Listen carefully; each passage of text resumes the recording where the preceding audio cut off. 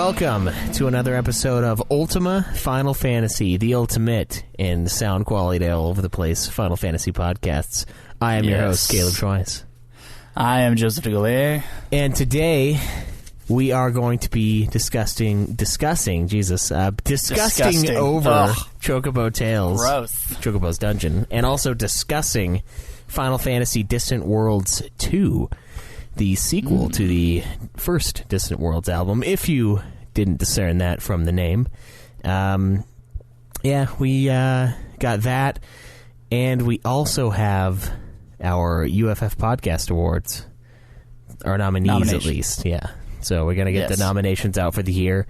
I don't think we had a Final Fantasy release this year, did we? We had two. It's on that list that I sent you in Facebook Messenger. Oh, I didn't look at it, I guess. Close enough. Is it? What the fuck? Was NT one of them? Yeah, Final Fantasy Dissidia NT and Final Fantasy 15 Comrades. Those were the only ones released this year. There were remakes of old games, remasters of old games. But as far as original content is concerned, standalone original content, it's only those two that I could find. The weird thing, though, is that Comrades was a DLC for 15 first, and then they released it as a standalone. It was. So when I was looking over games, it didn't even include it in its list. And then I was like, but it had to come out in 2018.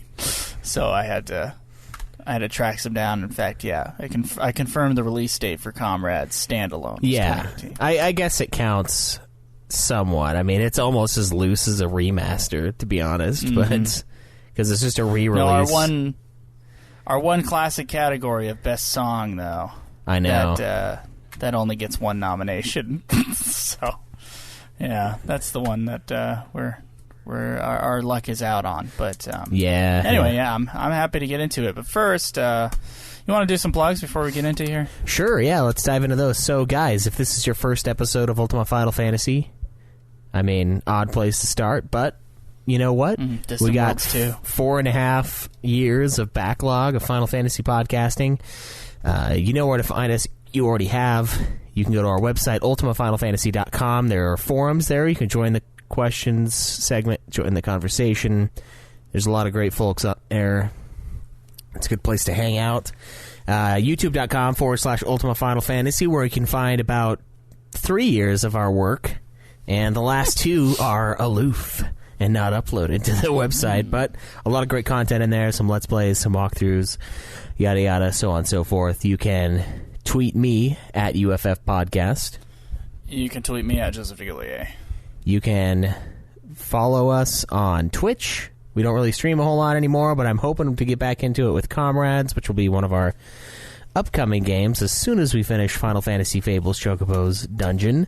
And that'll be at twitch.tv/Ultima Final Fantasy. You can subscribe to us there on Twitch Prime or through Twitch or whatever you want to do. Another great way to support the show is through Patreon, patreon.com/Ultima Final Fantasy.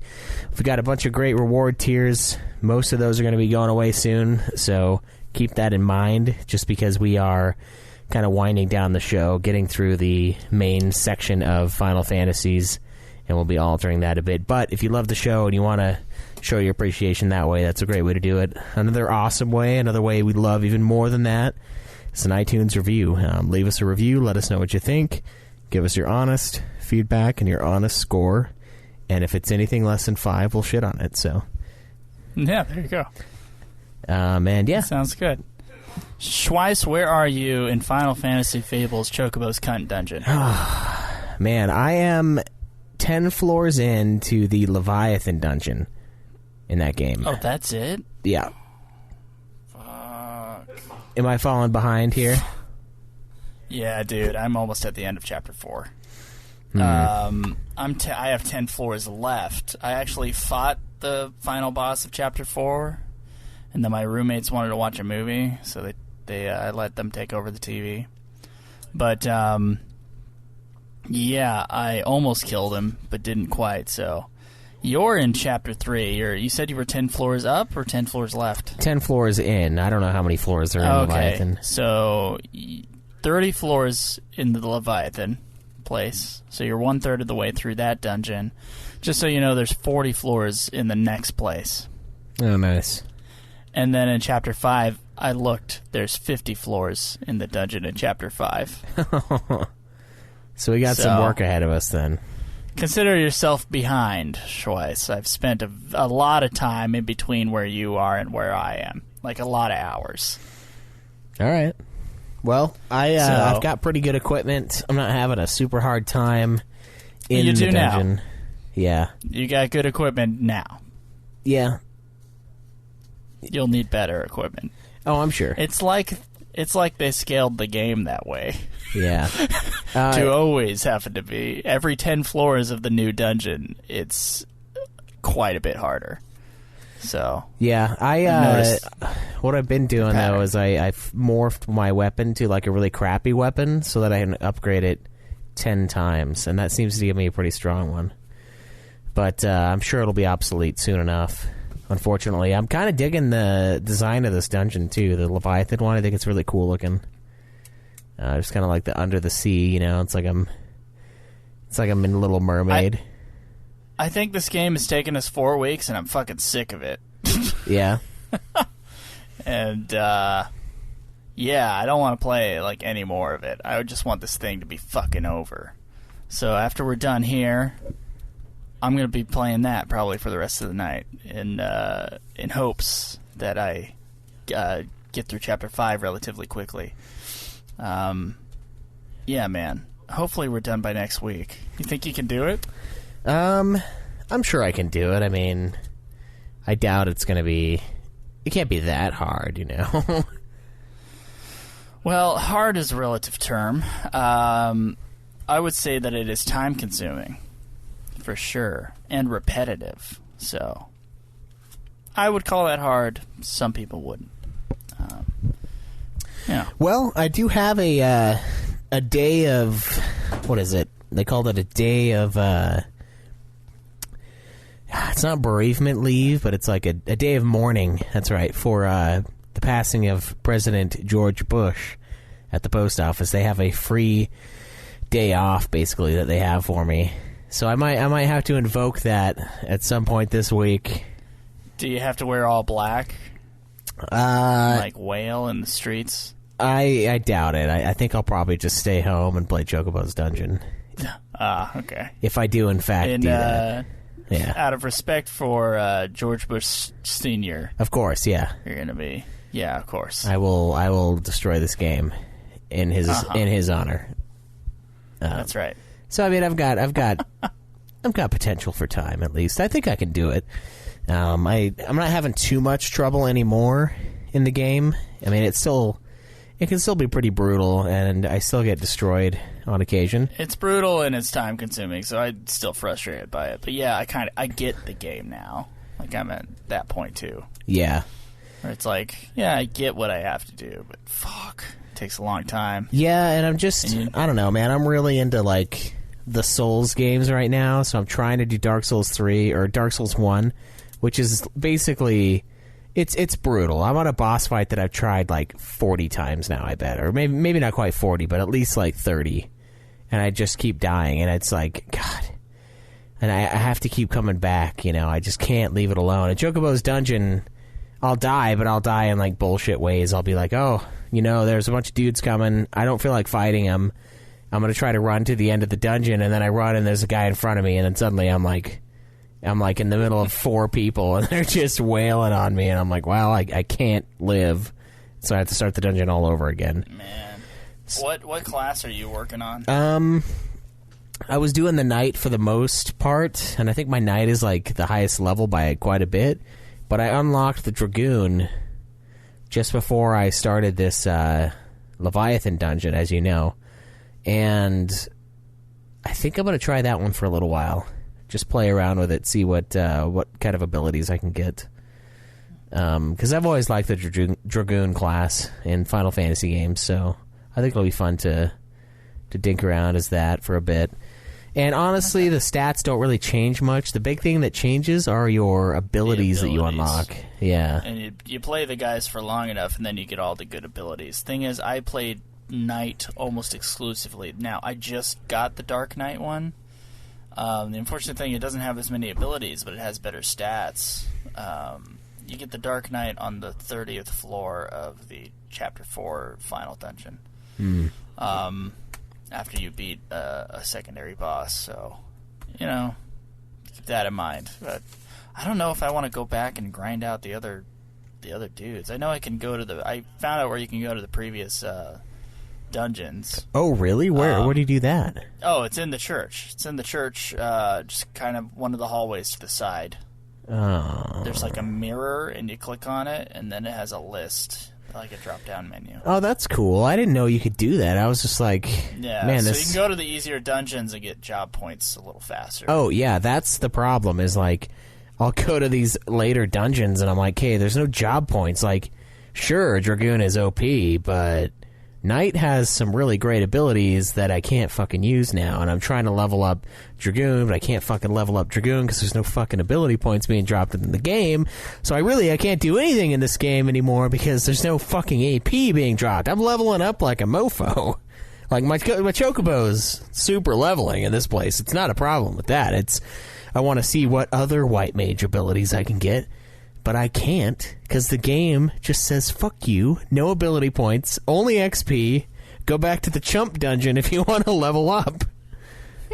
It's like, it's crazy to me. It's like, why don't I just get AP from killing enemies? Like, why doesn't it give me like a base amount and then it drops the little consumable AP item for more? Like, because that would make sense. Fuck, man. Yeah, it's like a weird faux version of the FF2 use it and get better at it system. It's like, use it, but if the enemy drops this weird piece of, like, I don't know what the hell, I don't even know how to describe it, weird piece of light blue slate that's see-through.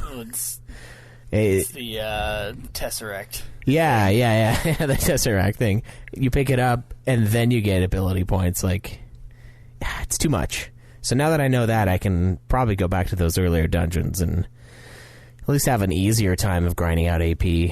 I think around like level 2 or 3 is like pretty decent for some of those secondary jobs, because by level 3 you usually have about 3 of the abilities, and I don't know. The stuff for Knight wasn't that great later on, so I mean, it's not like for me anyway. Level 9's Ragnarok attack. It melts. Yeah. Yeah. Because that's all I've been playing is the Knight. Fuck, man. The upper level ones are really great. Nice. So, I don't know. I got a different opinion. Yeah. I mean, I'll at least know if I want to like continue with that job. At that point, I would hope. So I don't know. I might mess around. That's true. All right. Well, you can mess around. I'm gonna go towards the end of the game and should have it beaten by next week. Once again, and you know, there's places in the forums to ask questions and leave your reviews. We actually got a couple this week, so that's nice. Maybe we're just gonna have 4 weeks in between every game in order to get all that shit. Maybe, yeah. For these little weird side titles that no one else has played and gives a shit about. But yeah, it's good stuff. Okay, Schweiss. Well, do we have any news? We certainly do. Let's dive into that. All right, so first up in news, Hajime Tabata. Oh, hardly Final Fantasy news anymore. He talks about 2019, and he thanks his supporters with a New Year's greeting. So here's his full message. I'll just read it all because it's not too long. 2019, Happy New Year, everybody. In 2018, I was blessed with the support of so many people. At the same time, I realize I may have inconvenienced others in the interim. I'd like to take this time to apologize for any disturbances I may have caused last year. And to those who offered me their support through this time, please allow me to express my heartfelt gratitude to you once again. This year, for starters, I will be committed to seriously updating the latest version of myself. I will prioritize my time to meeting with and learning. It's like in parentheses, I don't know. And learning a great deal of things from the people whom I didn't quite get a chance to meet before, as well as those whom I will be meeting for the very first time. Okay.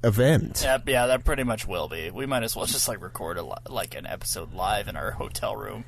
Yeah, with whatever listeners are there, we'll have 5 people there, maybe. Yeah. It'll be we'll finally have our live episode. In front of an audience of 5. It's enough. I mean, we did last time. We had the KupoCon. It wasn't live. We had a section of it anyway. Yeah.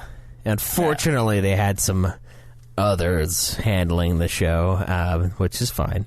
But it'll be June 29th, 2019 in Newark, New Jersey. So, guys, please, if you have the chance, come and hang out with us. This will be it's going to be a nightmare from here on out beyond this KupoCon for Joe and I really to get out and do anything. I just don't know if it's going to happen ever again for Final Fantasy. I mean, it might here and there with a Distant Worlds or something, but this is going to be the last big event, almost our going away party.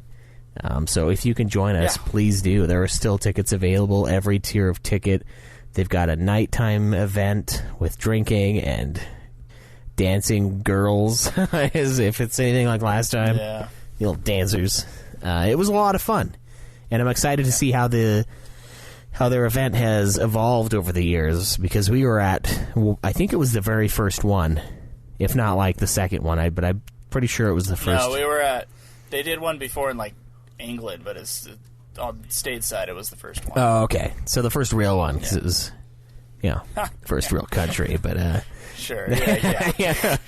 But I'm excited to see how that has evolved and how much fun we could possibly have. And it's going to be at the Robert Treat Hotel again, so you can get hotel discounts for buying your tickets there for the event. And it's not a bad hotel.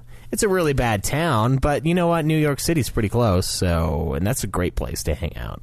So much to do. So it's a great vacation for you guys to have, and we really hope you can join us. And I'm super excited for it. Please be excited. I can't wait for my next horrifying plane experience.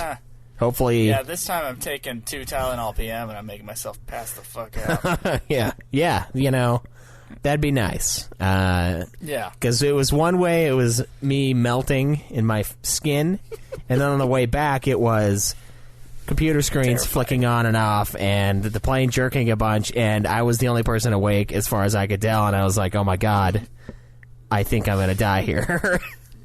No one else is experiencing this. They're all lulled to sleep by the violent shaking of the plane.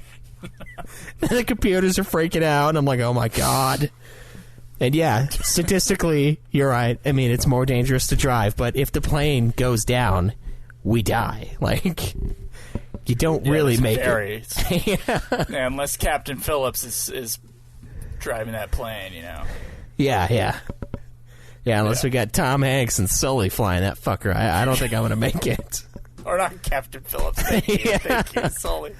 I'm the captain now. It's the storm saying that.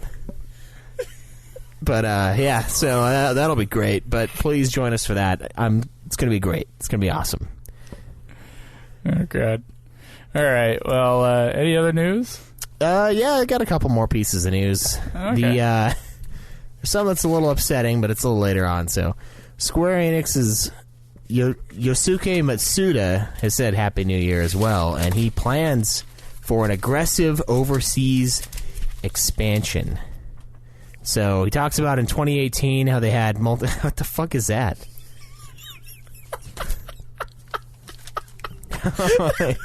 Is that a... I don't know what that... Joe's got this drawing up on the Skype, and it's tits for eyes, and the stomach, and the pubes are the chin strap beard, the forked beard, and man, that's something. What did you make it? What did you do first? Did you do the boobs first, or when did you decide this is going to be a? I did do the boobs first. Okay, yes. So you didn't immediately decide it was going to be a torso face. No, I drew nipples, and I was like, it's eyes, and then I made it eyes, and then I made a big mouth. Torso. That's a beautiful piece of art. I'm sorry, I had to share it with you. I thought you were going to keep on talking. I can't after that. I was trying to figure out what's going on. But yeah, they're trying to basically get into different markets, kind of get into China, and I guess 2018 is a year where they're really looking to the future, and I think this is almost like a Square Enix is fine, UFF. Don't worry about us. We're going to be okay, because we just barely said that we don't know how they're going to be. But they've got a really strong 2019 set up for at least getting into new territories and dealing with all of the shit that comes with that. So hopefully we'll have a strong year for Square Enix. I mean, we'll have at least Kingdom Hearts 3. And that's going to be one of the biggest releases they'll have in a long time, to be honest. So that's probably true, yeah. I'm excited for that. I know. It looks pretty good, My roommate's been playing Kingdom Hearts 2, and I'm just like, oh, man. You're like, it's too bad we got to play the entire Mana series before we even play that thing. Yeah, that's going to be a ways, man. And you're like, fuck, I got to go play this Chocobo fucks. It's like slam your door, and you're in there like... Dude, you know one of the worst things about playing that game, too, is like, I play it in the room, and Alex has to work. Yeah. And the Chocobo noises from the Wiimote are like the loudest things of all time. I'm like, I've got my finger just squeezing the shit out of that little audio box part, and it just still you like just turn that down. How do you go into the control? You press the home button, go into the control settings, and you can turn down the volume on that. Oh my god! Thank God for that, dude. It is so loud. It's just like boing, and it's like there's no reason for it. I'm like. And the PlayStation 4 does that too, and I'm like, these fucking gimmicks, man. Like they're just like, oh, isn't this fun? And you're like, yeah, for about 3 seconds. It's like, oh, that was a cool idea, and then it just keeps happening and happening and happening, and it's no longer cool. But god damn it! All right, so Final Fantasy 14, we got some new screenshots. We get some more info on the 4.5 patch, Return to Ivalice, which has its own raid and gear. So we got some FF12 stuff. It looks like they're in front of the Lusu mines here. We got some good pictures of that. So be excited for that if you're into FF14. They've got Orbone Monastery, so that's nice. That's some tactic shit. We've got some Ramza. So it's kind of picking up on the stuff we were seeing before. So go have fun. I mean, we'll be on that game soon enough to run through the 4.1 through 4.5 patches, and then, of course, ultimately the new expansion. So if you haven't picked the game up, please do, and be ready to hang out with us and do some raids and watch us clear off years of rust from our shitty characters. Jeez. I know. Oh, wow. I'm just thinking about how that's going to work in the summer, but yeah, we'll figure it out, man. That'll be fun. Yeah. That'll be actually like, God, once we are done with these Chocobo fucking games, that'll be so much fun. Well, see, the funny thing is I felt bad at first because I was like, he made this great looking logo that looks, and you said it to me on off the air. You're like, this looks like the logo we should have had the whole time. And I kind of agree. But the thing is like, if we would have just beaten this 2 weeks ago like we planned, the logo would be done. Like, we'd be changing it and moving on. So it's like, now it gets time to kind of like... It's kind of... Yeah, to simmer. Yeah, to sizzle. Yeah, it gets to be out there, before we just rip it away and replace it with something else. So that's the one positive. The negative is, of course, we're stuck in this damn game that's just brutal at times. And, God, dude, I will beat it in the next 3 fucking days. I guarantee it. All right. All right, I'm sick of this shit. I'll try to do the same. A couple you do more. What you can. Yeah. A couple more pieces of news here.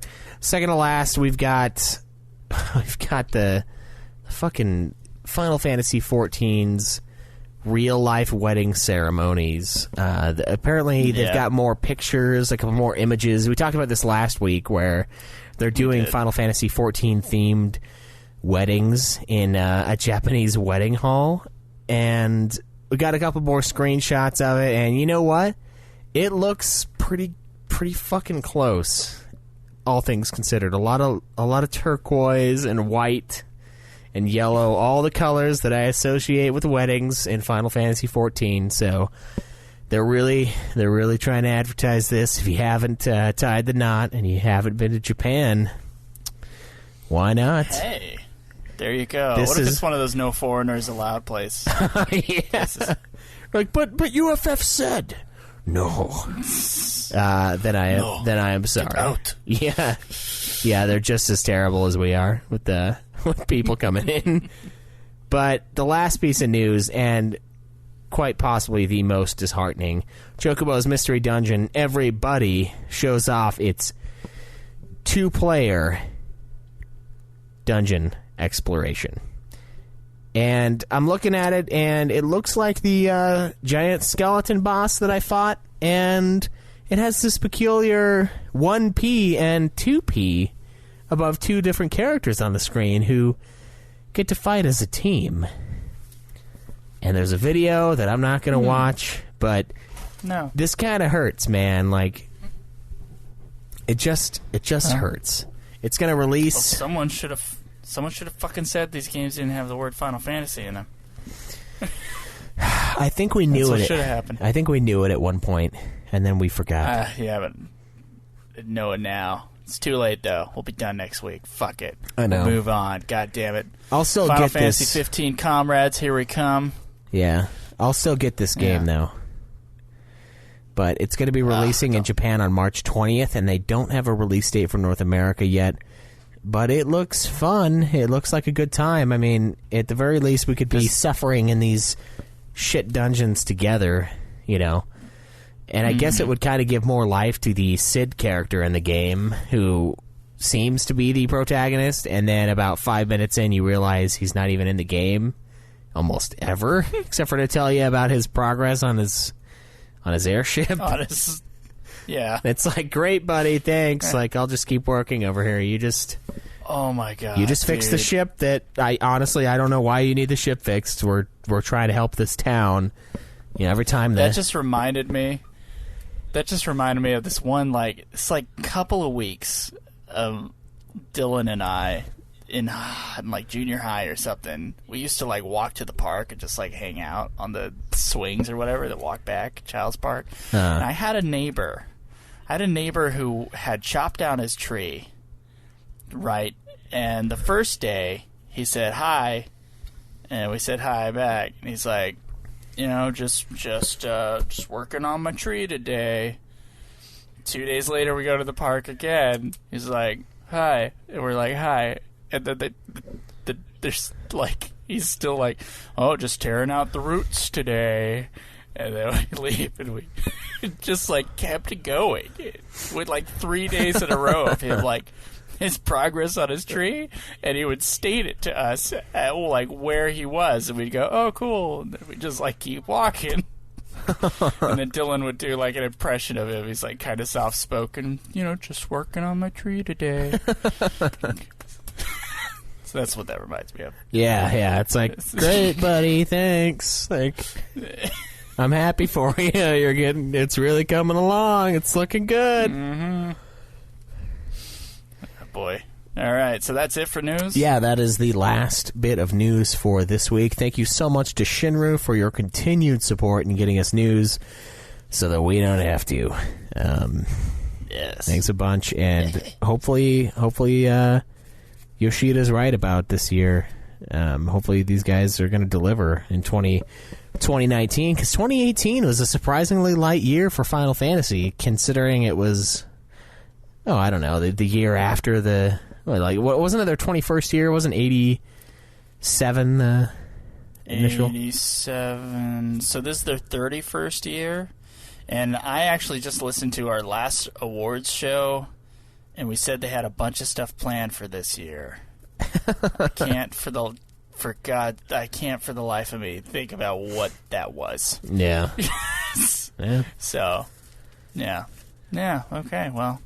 No FF16 announcement. That's really what the fuck I want, man. Yeah. I mean, I'm surprised. I think there might do something big for E3 this year with the FF7 remake. A lot of people are speculating that'll happen, but we'll see. No. All right. Well, we speculated enough on that subject, so let's talk about Distant Worlds 2, more music from Final Fantasy. Let's dive right on in. Okay, yes. So Now, I think what we did last time was we just, like, we both talked about the bottom ranking on our list. And then I would write them down, and whenever we had both, if we had two songs on the table, it would be on the combined list. Right? Yeah. So what's in last place for you? I had to put the Victory theme in last place just because it's like a 3-second track on here, and I'm just like, come on now. Come on. Like, it's cool and all, but like, honestly, it's sort of campy to just drop the Victory theme in the middle of your concert. Like, you haven't been victorious yet. I think it's cool. Victory theme is also in my last place, by the way. Oh, yeah. Okay. Yeah.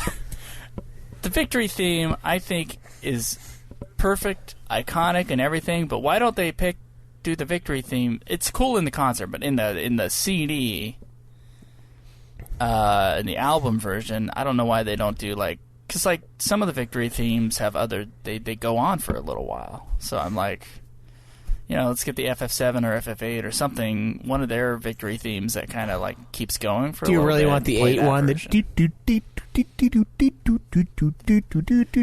As an example. Oh, okay. I definitely don't want the 8 one.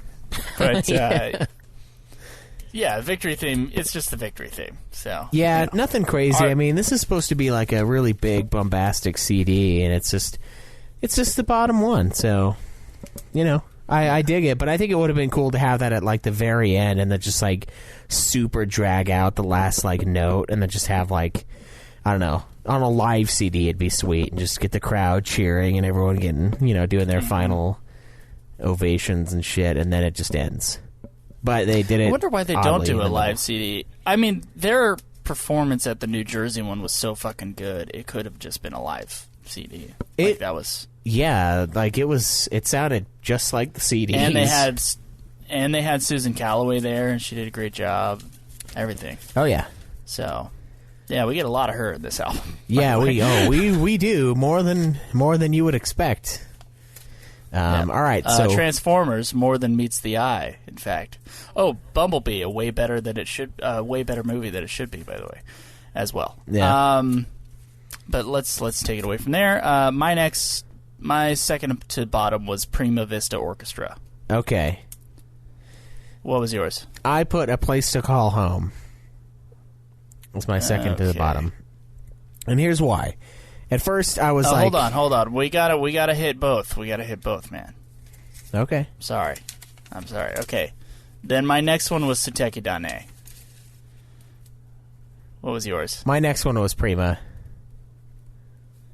okay, Vista. Then combined, it's Prima Vista. Yeah, probably. Okay, so now let's talk about Prima Vista. Okay, so it's a pretty fun little upbeat piece, but it's not really enough to dig your claws into, I thought. I like it. It's just really short, and it's just kind of this, like, I don't know, just this upbeat little ditty that they tossed into the CD that it almost doesn't really have a place to me. Like, it seems weird to have it in here. It's not like the Victory theme where it's like, well, of course they have the Victory theme. It's the Victory theme. It's just this weird deal. And I think I agree with you. I think it's in like a weird part of the album. It's not really like a piece of music that I like beg to hear an orchestral version of live. It's a bit too marchy to really enjoy on its own. Like, I don't listen to band music by itself. So you're not listening to like fucking color guard tracks and stuff. No, I don't listen to color guard backing tracks too much. Not often, personally. I mean, I'll dab, but yeah. Sometimes when I'm flipping the flags around and shit, but yeah, it's only in after my 6 hours of yoga and doing my push-ups. Sometimes if I got time, I'll do the flag routine. But of course. Yeah, luckily it's short, so it wasn't too bad. It's not a bad piece. It's just not something I particularly enjoy. Yeah. And I don't know, maybe there are like a couple epic songs after it plays, so it's just kind of like giving you like a rest a little bit. Yeah, almost like a palate cleanse for your ears. Yeah, palate cleanser. That's the word I was looking for. Yeah, that's a good point. I feel like there are other ones on the album that do that better, but Yeah. I don't know. Do you want to do this lip sync panel style and just give them points based on their... No, I don't. Okay. We got this. This is what we did last time. Okay. We did the combined list. We might have done it before we started recording last time, but fuck it. We'll do it as we go. All right. My next one was Genova. Okay, so I had... And this is our number 10? This is number 4 from the bottom. I had the man with the machine gun arm. Oh, wow. Yeah. Okay. And then mine was Dear Friends. Really? Yeah, dude, we are way opposite directions, huh? Yeah, I got Dear Friends at number 5. Okay, what's your next one? So, let's see, this is number... Above Man with the Machine Gun. Above that one, I've got Suteki Dene. And... Okay, Suteki Dene is now on the board. Okay, the reason why I like this one more than Man with the Machine Gun Arm and the other 4 below it is because I think Susan Calloway is actually pretty good at singing this song. I sort of like this song. I like it more than the original one in FF10, which, as much as I like Distant Worlds, is kind of rare. I feel like Distant Worlds is a really great way to make these tracks bigger and more livelier than they were, even especially when it's a MIDI track. But the thing for me, and the reason why music is such an important part of media, is its placement and its like in the moment sort of feeling. And yeah, I mean, Terra's Theme is a great song to listen to on its own, but Suteki Dene, not so much. But the reason why I like hers more is because it feels a little bit more alive to me. And that is a very rare thing for me to like the Distant Worlds version better than the original, and I think this is one of the ones that it hits. Unfortunately, I don't like the original that much, so even though it is better, it is still one of the lower tier songs on the album for me personally. Okay, so yours is kind of middle low, mine is low. I have it third from the bottom. Now, the reason why I actually like the original one, the Japanese one that plays in the game. Sure, yeah. I've never actually heard... I don't know if there is an official English one. If there is, I haven't heard it. Outside of this Distant Worlds version, obviously. I think the song has kind of a beautiful melody. And obviously, Susan Calloway has a beautiful voice. But this song needs to stay in Japanese. Because the translated lyrics... Sometimes they're okay, but sometimes they're really rough. Yeah, and I think she improvises a little bit, especially in the Melodies of Life, which is unaptly named after another much better song. But I think, yeah, that's how I feel about it. I mean, she's got a great voice; it's a great performance, but I think that song needs to stay in Japanese. I don't think she should sing it. And it's really just lyrics for me that's really bugging me. That's about it. So I think it's okay, but as far as this album is concerned, it's on my third to the bottom. All right, fair enough. All right. Okay, so what's my next one is Ron Fair. And this is number 8. It's six from the bottom. That one is Genova for me. That was Genova. Okay, we've hit Genova. Genova's on the board. All right, so you first, since you put Genova further down the list. Okay, so I like the original Genova more. Usually with the Distant World stuff, it kind of brings out the melodies and stuff from the MIDI tracks into something really cool and really a lot bigger and stuff like that. But honestly...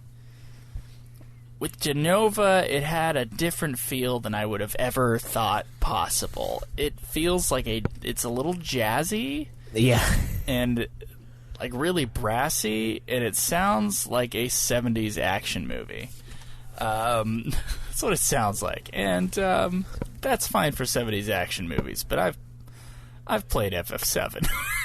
And to me, that doesn't have quite the right feel. And I don't like that it's the album closer either. Like, I don't think that the album closes on the right spot because of that. it goes into some pretty interesting areas, like, you know, interesting scratch my chin, yeah, kind of a thing. But it doesn't really. I don't really dig it that much. Yeah, I think it is a solid finale because it does kind of get a little exploratory in there, and it does kind of have a little bit of range, but it totally lacks the heft of their OG album's finale of One Winged Angel.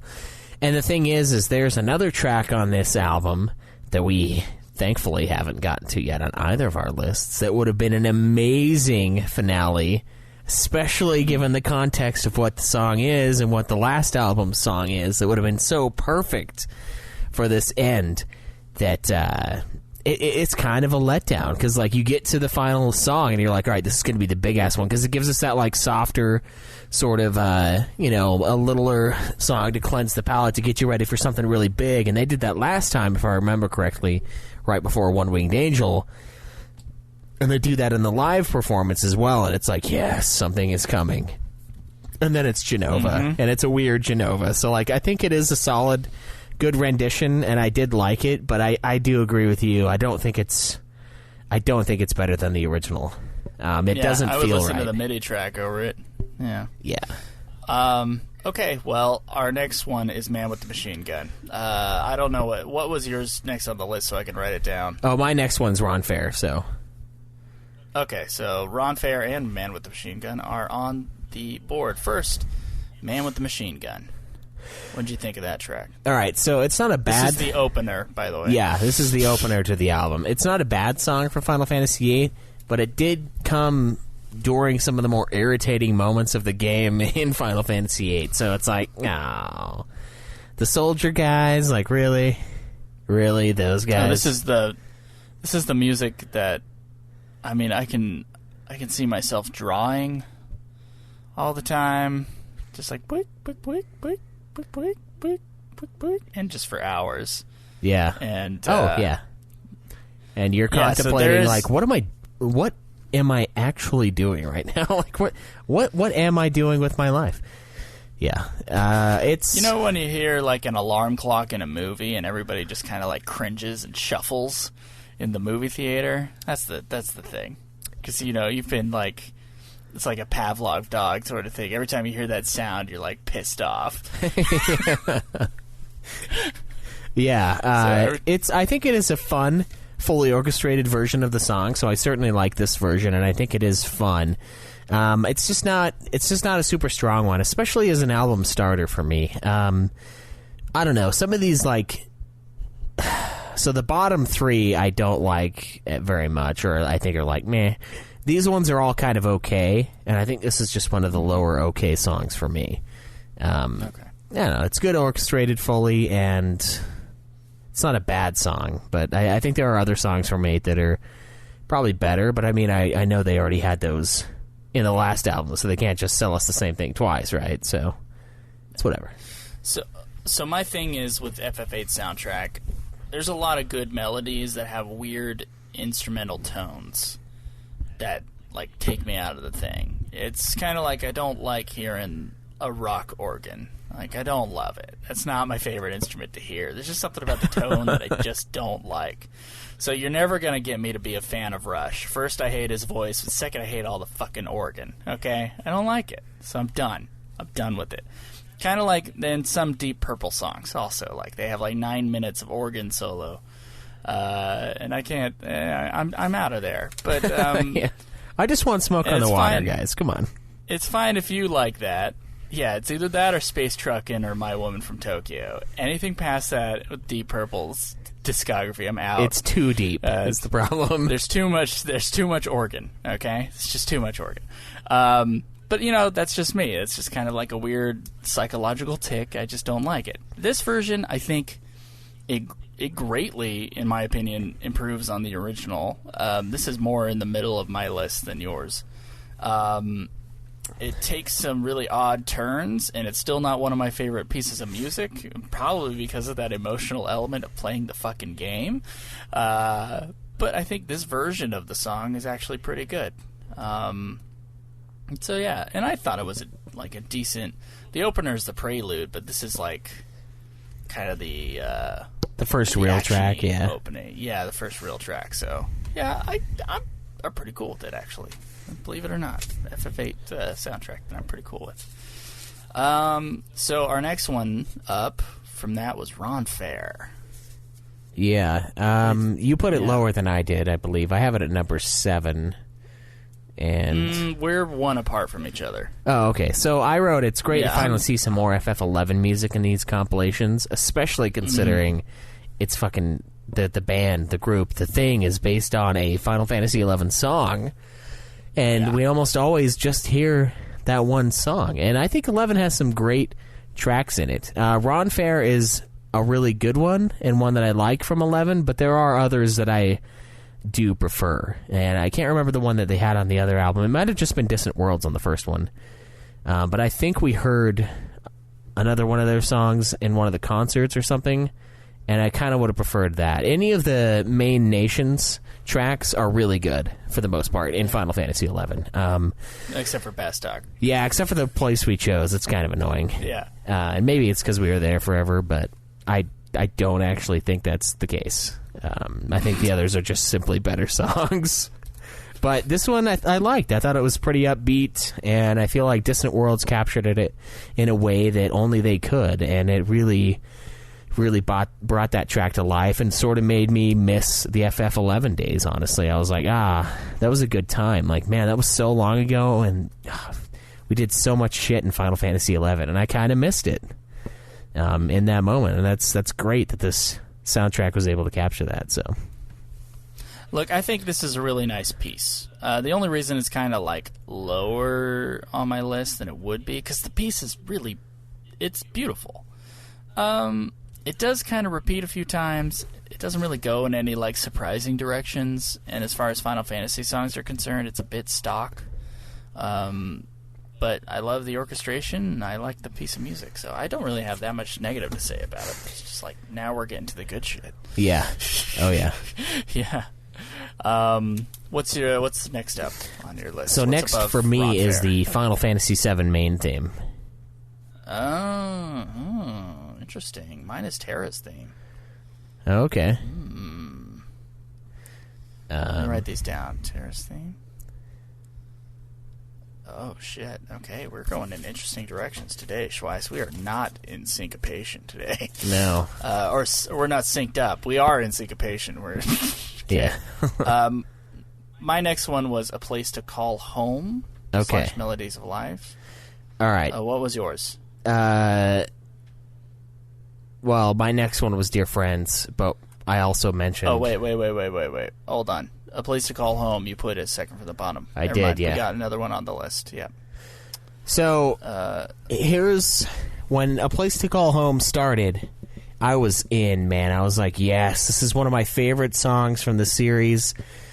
It's the menu theme from Final Fantasy IX. There were days where I would just put this on, and I would just sit there and relax. I would just, like, kick back on my couch, take a little bit of a nap, and just have the main theme, the menu of Final Fantasy IX up on my TV. And it was amazing. And it's my favorite track in FF9. I love the medieval feel it gives off, and I appreciate everything else. And then, like, as I was writing it, I wrote down, and appreciate ... Wait a minute. This isn't A Place to Call Home. This is Melodies of Life. This is bullshit. This is a lie. They deceived me with this track. They started it out as one song, and then it slowly turned into Melodies of Life. And I was like, come on.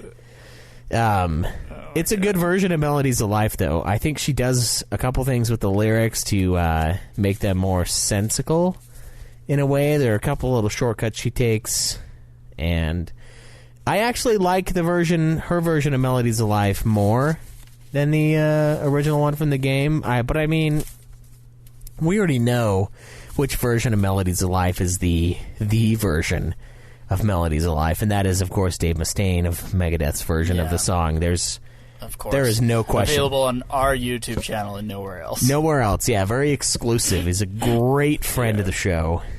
Super busy, of course.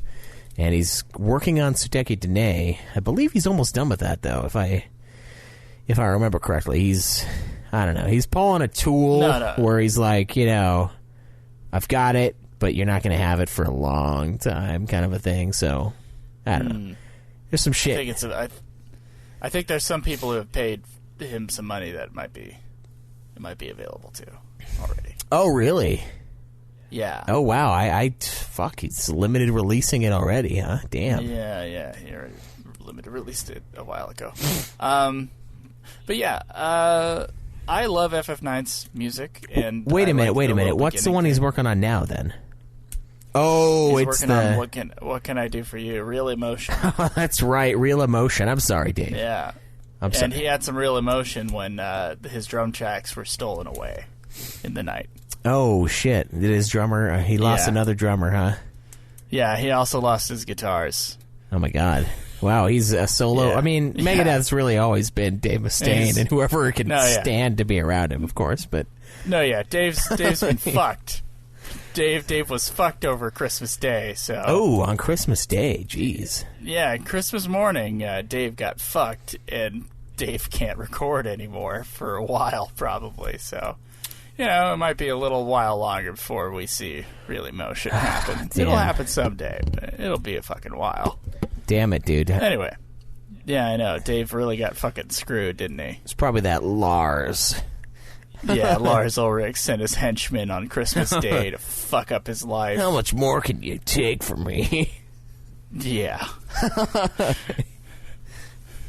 All right. Love FF9's music, okay? Love that beginning track. It's a beautiful piece of music. Almost everything from FF9 is. Melodies of Life, I think, has a nice melody. Its lyrics are, for my taste, are too on the nose. But, I mean, I always thought the song was like, I don't like it, but, you know, it's not hateful. It's not FF8 level hateful as far as its theme song is concerned. But I liked this version a lot better. And a lot of it has to do with the strength of just her voice, and some of the lyrics are cleaned up just a little bit. So maybe it's because it's best improvement, but I did put it a little higher on my list. Could have used and I think this for the original song anyway, and Dave thinks this as well, since it made his version 7.5 minutes long. Could have used like a verse chopped off somewhere in the middle. Yeah. Yeah. Other than that, I mean, that's just the whole song itself. I think her version is really gorgeous. The orchestration is gorgeous. So yeah, I like that one. I'll say it. I like that one. Yeah, I think I was just more upset that they lied to me, and that's why I stuck it down at the bottom. It was a spite placement, because I was like, you fucking liars. But it is solid, and I agree. Her version is pretty good. She has a great voice. Mm-hmm. Okay, what was above FF7's main theme for your list? Above 7's main theme was Dear Friends. Okay, Dear Friends is now on the board. Yes, so another great Final Fantasy IX track from Distant Worlds. I think this one's a lot more calm and collected of a piece than the songs that came before it, and it sort of lends itself to the epic scope of the Final Fantasy, or the final track on the album well. I feel like it's a great, because this is the song they played right before the ending, and I wrote this without looking at what the ending track was and listening to the ending track, and I was like, okay, this is a great way to kind of wind us down a little bit to jump us right back up, you know, because I think it's a good song from the game. I think it fits its spot on the album perfectly well. I do think it's a little bit too long. What you thought of the last one is a bit too long. I think this one went on for just a touch more than it needed to, but I found it a very welcome addition. And that was, of course, before I found Genova as the final track and was disappointed at everything I had written thus far. But good song. I like Dear Friends. There are a lot of songs on FF9 that are really good, and I'm glad that we have more FF9. I literally have the same note that says it's a little too long. But I only put it as like part of the album. But like by itself, like standalone track, yeah, it's pretty. It's very gorgeous, and it keeps on going forever. It has wonderful guitar work in it. Yeah. And honestly, when I ranked it so low, I was like, should I have ranked it this low? But then I was fine. It's like fifth from the bottom for me. Yeah, that's how I felt about the Calloway one. I was like, am I just hate fucking this song right now? It's like, I like it a lot, but, I liked other tracks a little bit more. But yeah, I like Dear Friends. It's very pretty and it's very nice. I think there's other FF9 tracks that I would have liked to have seen them explore. But, we have like 3 other albums. Yeah, of this shit, we've got time. Yeah, we got time to hit those. Honestly, these are the only 2 Distant Worlds I've listened to. It's 1 and 2. So. Same. I think there's fucking 5 of them. But yeah, Dear Friends, nice piece, really pretty like classical guitar work that I really dig. So yeah, there's that. You wish you could have played along. You and Dave could have planked along, but Mm-hmm. Yeah, me and Dave we could have been something. Let me tell you. Wish I could. Somehow I can't do it now. I don't just know get why. Dave to snort a line and like go fucking berserk on the guy that made away with his stuff. Of course.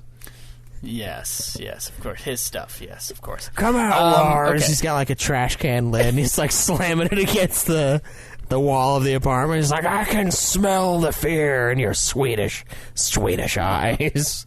Some crazy ass Swedish. It's Danish. Danish, that's right. Where's my little Danish friend? We're gonna smoke hash in the ground. That's a some kind of monster reference. Okay. Above, you were my little Danish friend. My little Danish friend. I wish I could be with my little Danish friend again. That's like a line from that movie, dude. I wish I could wring his little Danish throat. Okay. We're in our top 5 now. My number 5 my top 4. My number 5 is Xanarkand. Number 5? Yeah. Or number 4. Oh, okay. Number 4 is Xanarkand. My 4 is Prelude. Your 4 is Prelude. Okay, well, my number 3 is Prelude, motherfucker. So Prelude is on the board. All right. Okay. Prelude. I rate a real harp. As opposed to, a little fake MIDI one. A little old keyboard version. I really love this rendition of the Prelude music. I love that piece of music. I love those arpeggios. It makes me feel at home. Gives me a real sense of awe, which I dig. It's a really good album/game/concert opener. And I thought, that's where things should be. And I feel perfectly great there. And it's a perfectly great rendition of the song. Agreed. I said just about the only suitable way to start something this epic. It's a great kickoff to any Final Fantasy game or musical composition. Those were my notes. And hey, how about you stop looking over my paper? Yeah, I'm cheating. I'm behind you, just like scratching a couple notes down here and there. Like, that's some good shit. Listen to the album today. Great track though. I mean, Prelude's always appreciated, and it's so simple, but it's just great, dude. It just gets you in that mood. It's like, yes, it's time. It's time. It's good, man. Yep. That's all we have to say about track. Okay. So what's above Prelude for you? Above Prelude is Terra's theme. Terra's theme is now on the board. So you put Terra's theme much lower. Yeah, I put it like in the middle of the list. All right. So we want to go negative here and end with a positive, I guess. Okay. It's not really negative. It's just in the middle of my list. I think it's a good rendition of a very beautiful song, and it's a piece of music that I love. But this rendition of it, it's got the same thing that Prima Vista Orchestra has. It's a little bit military marchy, with the I don't know, like the I think they're like snare drums, right? Yeah, a little too snappy along. For you.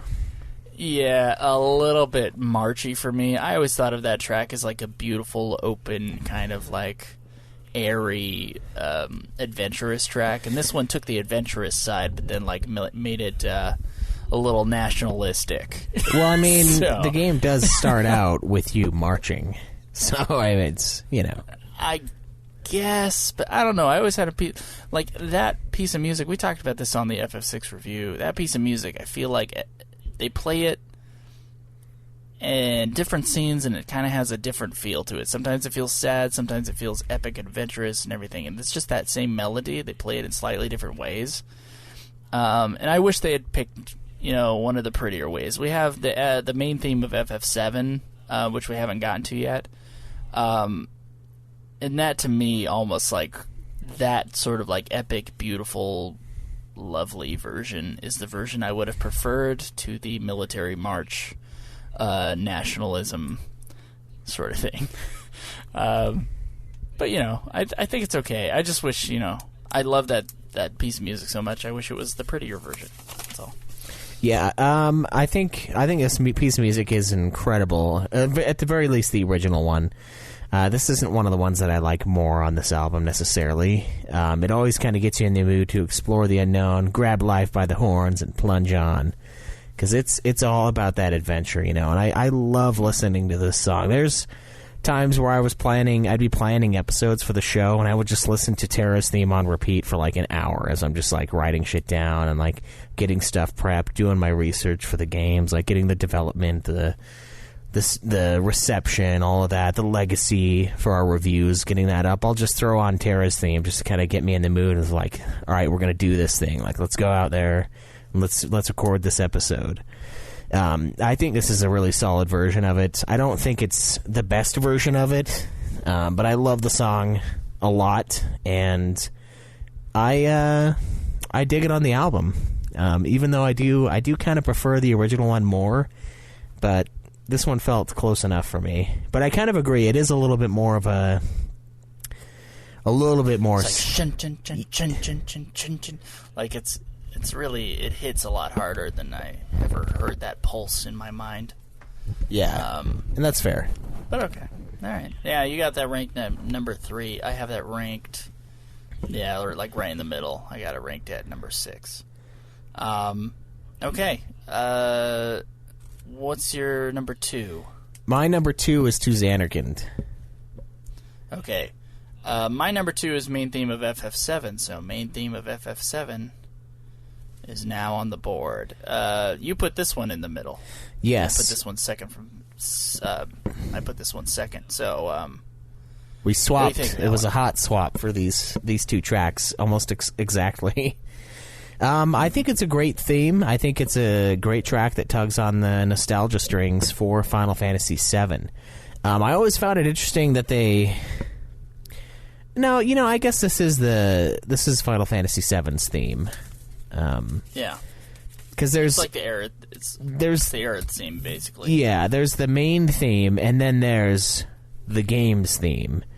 And this one it's definitely Final Fantasy VII's main theme, and I enjoyed this version. I think it's good. I just kind of felt that it was one of the more middle of the road songs on the album. I mean, I say that, but it's like the top 6 on the album were like really good. It's just the least really good one to me. And I think part of it's because I just love that song in its original form, and I don't know if it necessarily needed a Distant Worlds remix, but I liked it still, so I don't know. Well, I was trying to remember if they played this one on the first album under Aerith's theme, and I didn't actually check that out, so I don't have an opinion about like which one played it better. But for me, it was interesting that they did the military march for Terra's theme, but kept this one kind of as is. Like, they didn't really play with it that much, kind of like the Ron Fair theme. They kind of kept it as it is, but I love this piece of music, and hearing the orchestral version of it, I love as well. It's wonderful, it's beautiful, it's, like I said, it's somber kind of sounding, yet it's adventurous, and I just love the melody. If I'm ranking the songs in their original versions, I would have put Terra's theme above this one. But on this album, I think this version, to me, was better than Terra's theme. I just thought I thought it was beautiful. Personally, I just thought it was a really good piece of music, and I'd play it any time. If I was on a road trip and I just needed to calm down for a little bit. Yeah. I'd play main theme of FF7. So I don't know. Yeah, we're at odds today, man. We're just in totally. I think we're gonna end up in the exact same place, though. Oh, I know we are, because there's one song that has the list right an Avenged Sevenfold solo at the end. Yes, It's just sweet. So, the one that I put as number 4 and the one that you put as number 2 is Xanarkand. Yeah, so go it's ahead. not 2 Xanarkand. 2 Xanarkand's the piano piece. This one's just called Xanarkand, by the way. Fine, I'll delete those 2 letters. This is the fully orchestrated version of it. Your thoughts on Xanarkand? So, I'd like to hear. I think it's quite possibly the most beautiful piece of music in the entire series.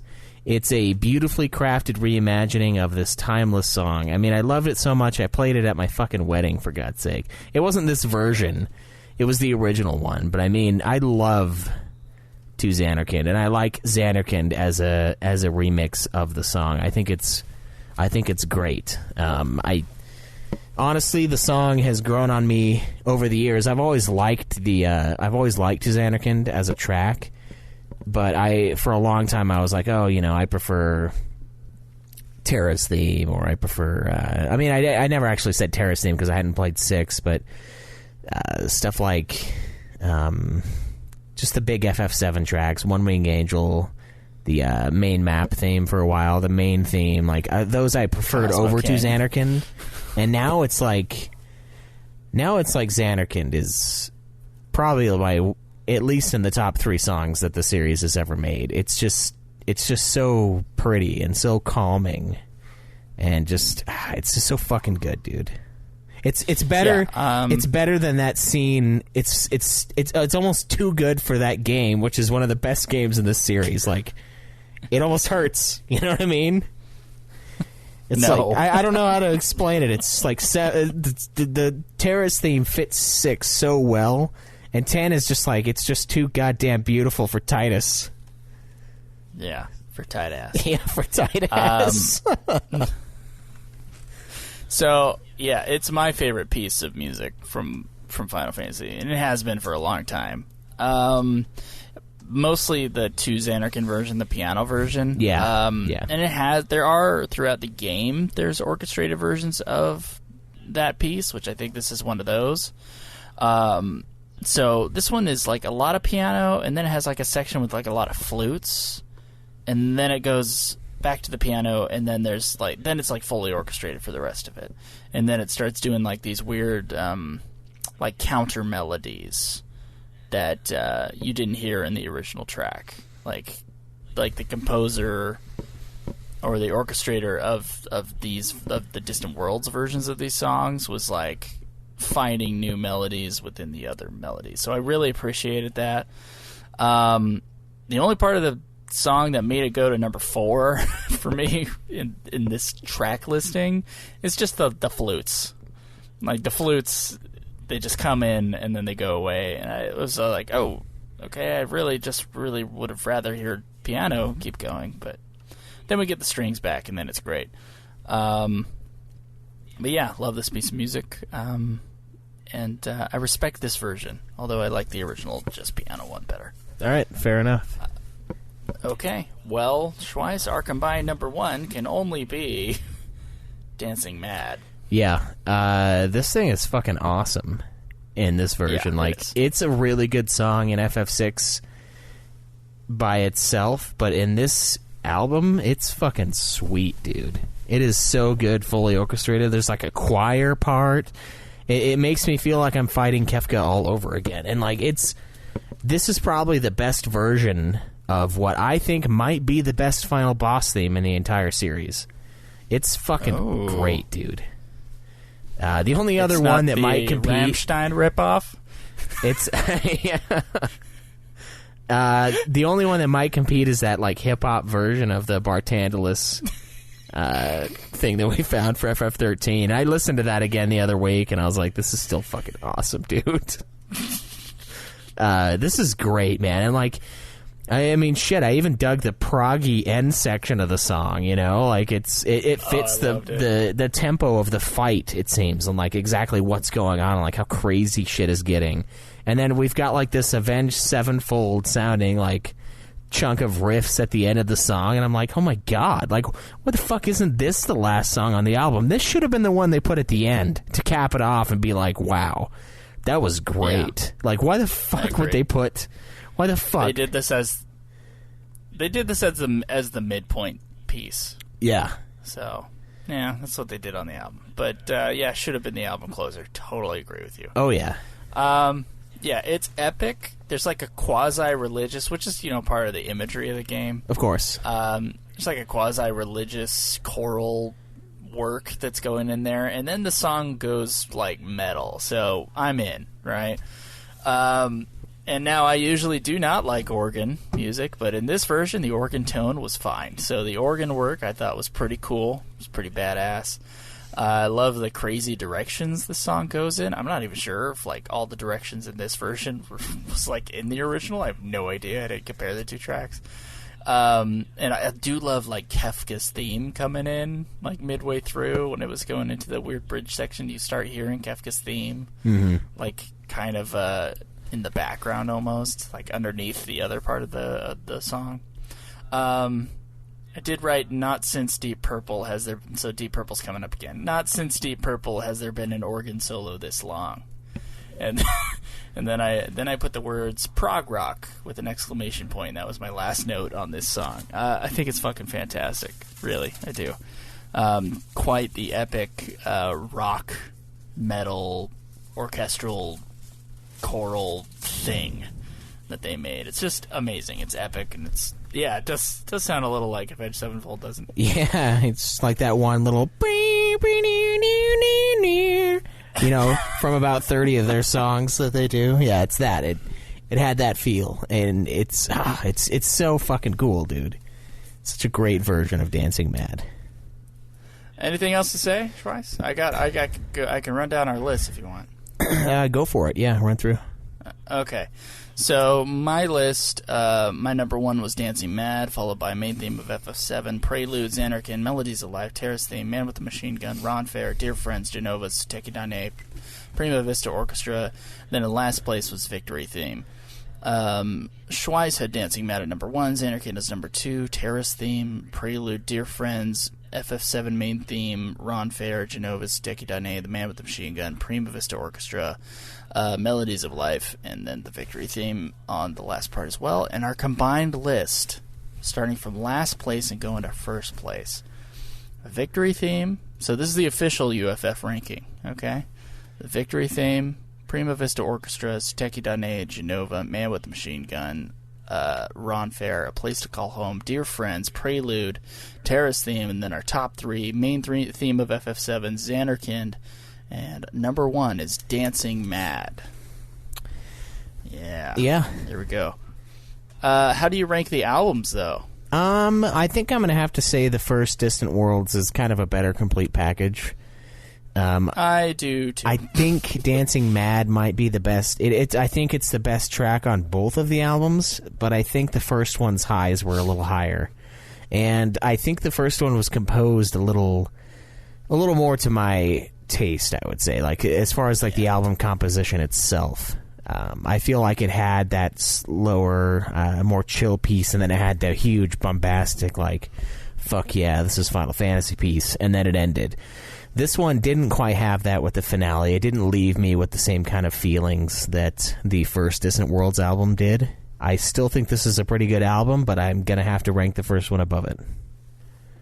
Yeah, I agree a lot with you. I feel like they probably didn't know they were going to do a second one. Yeah, so they blew their load in the first one. They're like, shit. That probably wasn't a guarantee. So they did Liberale Fatale, they did Eris theme, they did One Winged Angel, and then the actual Distant World song, and then they had to recreate the opera part. I mean, they put in all the big stuff that you would have, like, first level fans, so like fans that are just fans of like the biggest games, Right, the big three. Satisfied those people, they put the big ones there. And now we're going to get the more interesting, different kind of weird areas. And so this is their first attempt at it. I think it is a good, solid album of music. And I have listened to it, but I've had both these albums. I think I bought them both at the same time. And I'll be honest, I've listened to the first one like a lot, and I've listened to the second one very few times. So that kind of tells you my ranking of that as well. But it's still really great, and I'm excited to get to number 3, 4, and I think there's a 5th one as well. So I'm excited to get to those. Very nice. We'll do that when we fail to beat a game. Yeah, that's exactly what we'll do. We'll do that when we fail to beat a game. But we have nominations, don't we, Schweiss? We certainly do. Kind of a slower year for us as far as like rants and stuff. And I mean, the releases seemed really bullshit. I mean, an NT game that I already hate, and a Comrades game that they already gave us. Just an odd year for our show. And I feel like last year's Game Awards, UFF Podcast Awards, was kind of had a similar feel, but it almost feels even more bare bones this time as far as releases. Well, I mean, as far as releases, yes. As far as our show, I think we did more games this year. We did like 12 games this year. Game reviews. We had more rants. Didn't get a lot of submissions as far as like what people thought. I don't think we got any as far as rants were concerned. So I only nominated the 2 rants that I really remembered. So that's where we are. I'm sure we had more. We also did take a month off, basically, this year. Yeah. And we had guest hosts come in. And we also, this year, though, was the year of guests. We had more guests on this show than we ever in any year. I think even like a couple of our years combined, I don't think we ever had this many fucking guests. So like a lot of Patreon invites, a lot of guest hosts as well. So all that's up there. Schweiss, have you opened up the document? I certainly have. Do you want to talk about it? Do you have things to add, subtract? It's up to you. Jesus, if I don't die here. No, I think it's a great list. I think you've got pretty much everything on here that I would like. I'm sure, like you said, there are more nominations for Best Rants. But the problem is I haven't really listened to the shows outside of recording them. So, like, it all kind of blends together as the artist creating the content, especially with how many episodes we made last year. It's like, I don't quite remember all the rants, but the 2 you picked I think are pretty solid, and I think that kind of covers our bases. If they're if I remember them, I figure they probably are the top ones. Yeah. So, that was kind of my thing. It's like, well, I could re-listen to them, like every game we were frustrated at, but I'm pretty sure I remember which ones were the biggest ones. So we just got 2 nominations for Best Rants. You might as well say those ones first. All right, so the Best Rants nominations for 2018. Glitching Vagrants, a Joe story. It's a black screen. I walk into that doorway. I can't do anything. The game is a black screen. I've done it twice now. I got to the next part in like 2 minutes because I knew how to get to it. And it's just blank. I can't play Vagrant Story. There's something wrong with the disc now. There's something wrong with my power. There was something wrong with the memory cards. And now there's something wrong with the game. Now, it doesn't even fucking... And shitty controls. And then after that, I said, this balance part is trash. Jesus fucking Christ. I want the creator of the controls to be hanged. Fuck.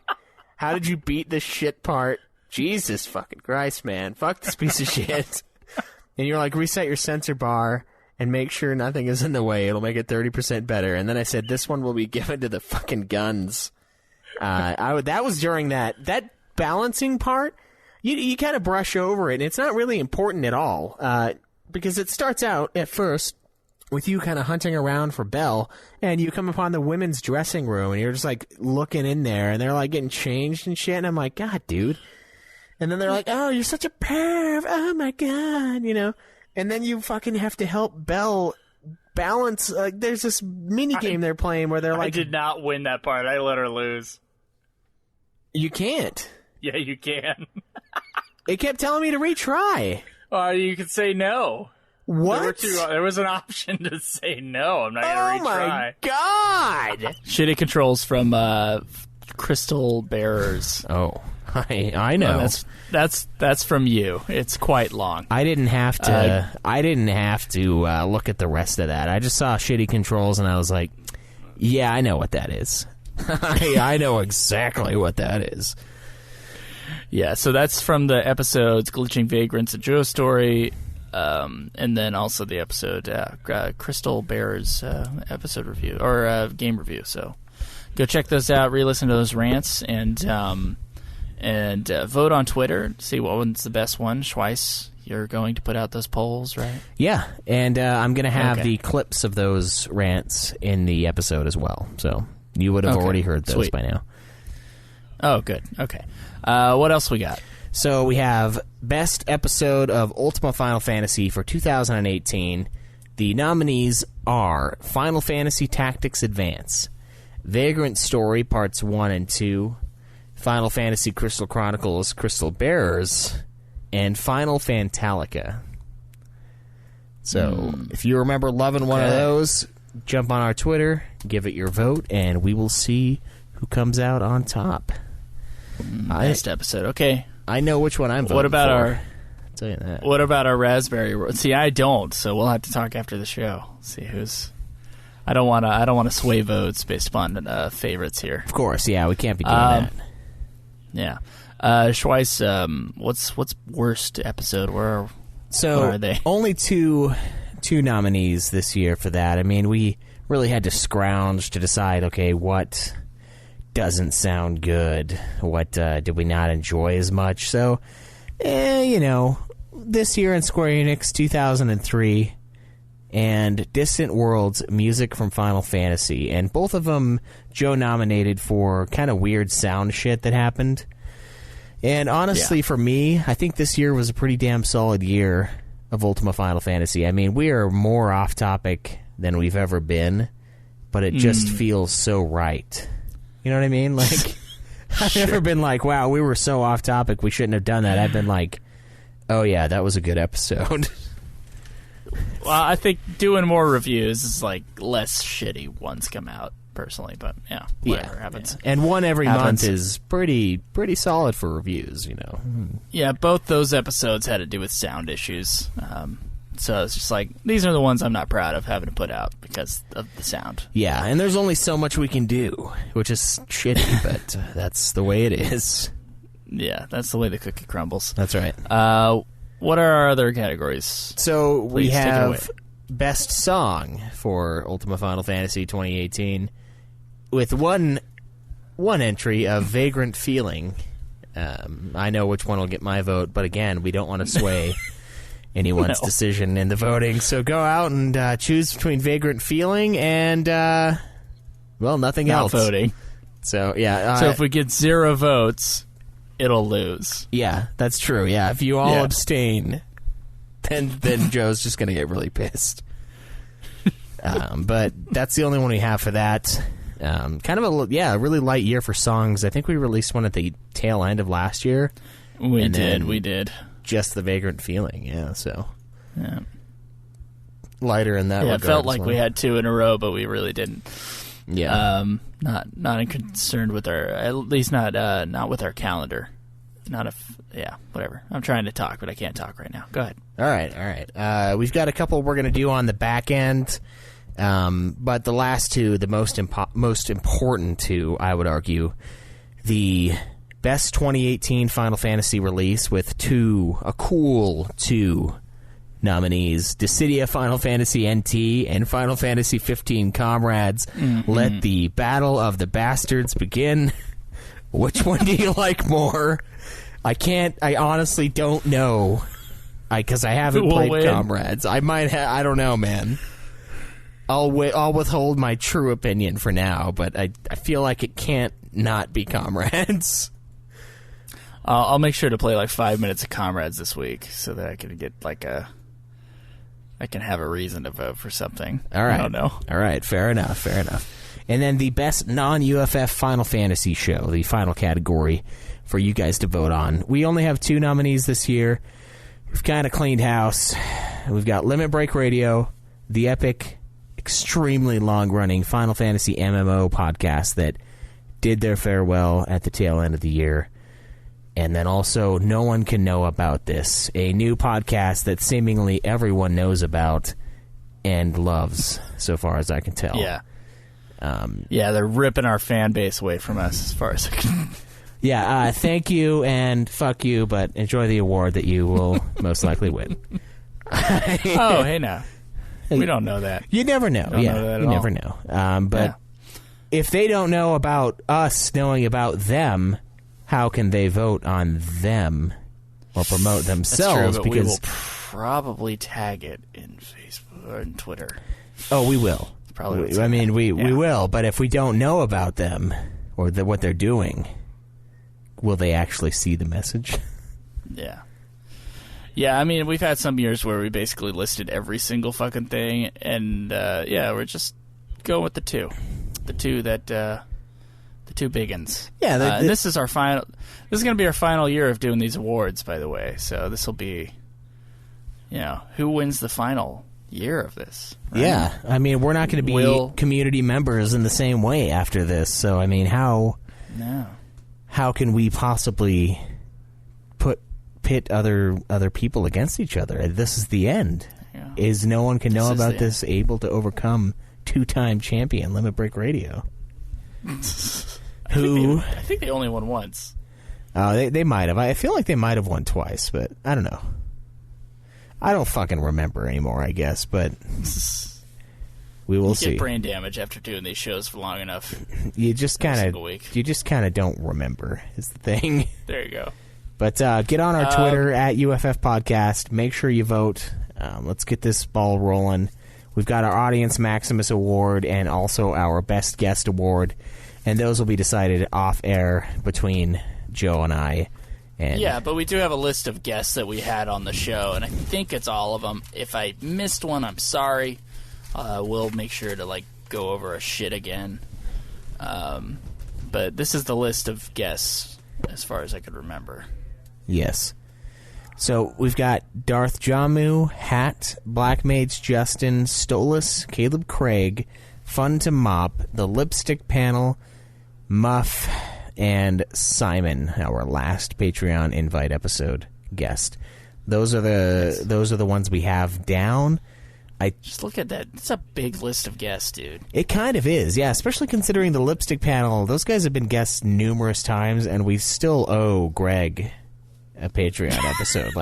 We do. They'll be on again. The man is... we almost might as well give him his own blog. And I feel like he would definitely use it if we did. Unlike everyone else on the network, of course. Hey, I use it. That's true, yeah. Shit. That's true. I guess I just don't look. But thanks. That's if you were a guest and we forgot about you. I talked about UFF and shit, so whatever. Oh, that's right. I remember you doing a few things. All right, fine. I've looked. That was like a month ago. I've peeked. Okay. And I'm going to put my top movies of 2018 as well. The whole list. All right, fair. I'm going to put that shit up there. Yeah, so go check out my blog, guys. Don't check out Schweiss's, though. He doesn't update. That's true, yeah. I leave it. I feel bad because I some of the things I've done, I'm like, I don't agree with that order of albums anymore. I should probably change it, but then I just leave it. So Redux. Yeah. You do that. Did you ever do the Megadeth one? I did, yeah. Oh, you did? That's okay. I'm going to have to look into that. Going to have to remember it. Obviously, I don't now. Okay, well, yeah, guys, go vote. Enjoy Distant Worlds number 2. And I think we'll see you next week for Chocobo's Cunt Dungeon. Yeah.